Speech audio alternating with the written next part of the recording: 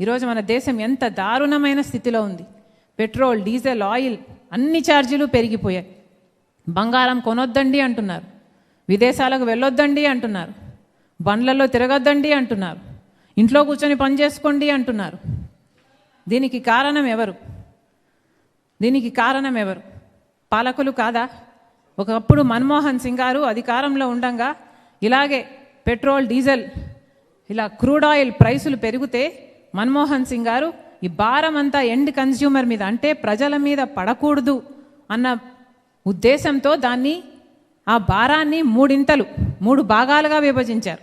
ఒక భాగం కేంద్ర ప్రభుత్వమే ఆ భారం భరించేటట్టు, ఇంకొక భాగం పెట్రోలియం కంపెనీలు భరించేటట్టు, మూడో భాగం మాత్రమే కన్స్యూమర్ల మీద పడేటట్టుగా ఆ రోజు రూపకల్పన చేశారు.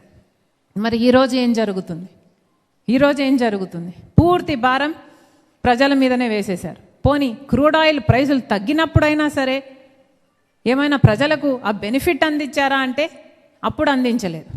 అప్పుడేమో పూర్తి లాభము ప్రభుత్వమే తీసుకుంది, ఇప్పుడేమో పూర్తి భారము ప్రజల మీదనే వేస్తున్నారు. ఇది ఎక్కడి న్యాయం అని అడుగుతున్నాం. పోనీ రాష్ట్రానికే తీసుకుందాం, ఎవరు మేలు చేశారు? చంద్రబాబు గారైనా సరే, జగన్మోహన్ రెడ్డి గారైనా సరే, మొత్తం అందరూ స్టేట్ ట్యాక్సులు కలిపితే ఆంధ్ర రాష్ట్రంలో ఉన్నంత ఛార్జీలు దేశంలో ఇక ఎక్కడా లేవంట. పెట్రోల్, డీజిల్ ధరలు కేవలం ఆంధ్ర రాష్ట్రంలో మాత్రమే హయ్యెస్ట్ అంట మన దేశంలో. ఎందుకంటే రాష్ట్రం అన్ని ట్యాక్సులు వేస్తుంది, అన్ని సెస్సులు వేస్తుంది. దాంతో ఆంధ్ర రాష్ట్రం మన దేశంలోనే టాప్లో ఉంది పెట్రోల్, డీజిల్ ఛార్జీలలో. ఈరోజు సిగ్గు లేకుండా ఈరోజు పొద్దున పేపర్లో చూస్తే వైసీపీ వాళ్ళు ధర్నాలు చేశారట. దేనికి ధర్నాలు చేశారంటే పెట్రోల్, డీజిల్ ఛార్జీలు పెంచారని, అదే ఆంధ్ర రాష్ట్రంలోనే హయ్యెస్ట్గా ఉన్నాయని ధర్నాలు చేశారట. ఒక్క చోటైనా జగన్మోహన్ రెడ్డి గారైనా, ఏ నాయకుడైనా మా ప్రభుత్వంలో కూడా మేము ఇలాగే చేశాము, మా ప్రభుత్వంలో కూడా అప్పుడు కూడా ఆంధ్ర రాష్ట్రంలోనే హయ్యెస్ట్ డీజిల్, పెట్రోల్ని ఒక్కడైనా నిజాయితీగా చెప్తున్నాడా? లేదు. వీళ్ళేదో పెద్ద హీరోలు అయినట్టుగా వీళ్ళు పోరాటాలు చేస్తున్నారంట. పోనీ చంద్రబాబు గారు ఆ రోజుల్లో జగన్మోహన్ రెడ్డి గారు అంత వేటేస్తున్నారు, అంత సెస్సులేస్తున్నారు అని ఆ రోజు చంద్రబాబు గారు పెద్దగా చెప్పారు, ఉద్యమాలు చేశారు, మేము వచ్చినప్పుడు తగ్గిస్తాము అని. మరి చంద్రబాబు గారు కూడా ఇప్పుడు అలాగే చేస్తున్నారు. ఇద్దరికీ ఏమిటి తేడా? దొందే. ప్రజల గురించి ఎవరు ఆలోచన చేస్తున్నారు?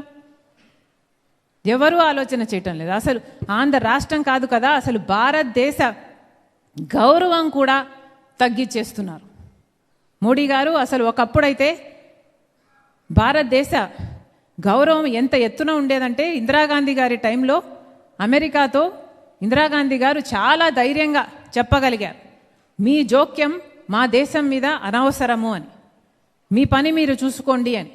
మహిళా ప్రధానమంత్రిగా ఉండి కూడా అంత గట్టిగా సమాధానం చెప్పగలిగింది ఇందిరాగాంధీ. మరి ఇప్పుడు మోడీ గారు ఏం చేస్తున్నారు? మోడీ గారి పిలక ట్రంప్ గారి చేతుల్లో ఉంది కాబట్టి ఏమీ మాట్లాడు, వాళ్ళకు బానిసయ్యాడు. సోలార్ డీల్లో అదానీ గారు జగన్మోహన్ రెడ్డి గారికి ఇచ్చిన లంచం దగ్గర నుంచి మోడీ గారి ప్రతి అక్రమానికి కావాల్సిన రుజువులన్నీ ట్రంప్ చేతుల్లో ఉన్నాయి. కాబట్టి ట్రంప్ ఏం చెప్తే మోడీ గారు అదే చెయ్యాలి. అందుకే ఈరోజు ట్రంప్కి బానిసునిగా మారాడు మోడీ గారు. ఈరోజు ఎక్కడుంది ఆత్మగౌరవం? భారతీయుల్ని సంకెళ్ళు వేసి అమెరికా నుంచి పంపితే మనం ఆత్మగౌరవం లేని వాళ్ళగా కళ్ళప్పగించి చూసాం. అయ్యో ఏమిటి ఘోరము అని. ఎక్కడుంది భారతదేశానికి గౌరవం? ఈరోజు పాకిస్తాన్ అయినా, చైనా అయినా అమెరికాకు మళ్ళీ దగ్గర అవుతున్నారు. నిన్న చైనాకు వెళ్ళాడు ట్రంప్. పాకిస్తాన్, ఆ ఇరాన్ వాళ్ళ డీలు మధ్యవర్తిత్వం వహిస్తున్నది పాకిస్తాన్. మరి ఇండియా ఎక్కడుంది? భారతదేశం ఎక్కడుంది? భారతదేశ గౌరవం ఎక్కడుంది? ఎంతగా తగ్గించేశారు? ఇవన్నీ కూడా ఆలోచించాల్సిన విషయాలు. వీటన్నిటి గురించి పోరాటం చేస్తున్నది ఒక్క కాంగ్రెస్ పార్టీ మాత్రమే. రాహుల్ గాంధీ గారు దాచుకోవడానికి ఏమీ లేదు, దోచుకున్నది ఏమీ లేదు కాబట్టి, భయపడని వ్యక్తి కాబట్టి ఈరోజు ఇంత గట్టిగా నిలబడి ప్రజల పక్షాన పోరాటం చేయగలుగుతున్నాడు. ఎన్నో త్యాగాలు చేసిన కుటుంబం అది, ప్రాణత్యాగాలు చేశారు. ఈ రోజు వరకు కూడా చాలా సింపుల్గా, హంబుల్గా బ్రతికే కుటుంబం వాళ్ళది. కేవలం వాళ్ళైతే మాత్రమే, రాహుల్ గాంధీ గారు మాత్రమే మన దేశానికి ప్రధానమంత్రిగా ఉంటేనే మన దేశం బాగుపడుతుందని ఏనాడో చెప్పాడు రాజశేఖర్ రెడ్డి గారు. మనందరం కలిసి దాన్ని నిజం చేయాలి. ఆంధ్ర రాష్ట్రంలో కూడా కాంగ్రెస్ పార్టీ నిలబడాలి, బలపడాలి, ఎదగాలి, గెలవాలి. ఇవన్నీ మనం చెయ్యి కలిపితే ఇది సాధ్యం చేసుకోగలం.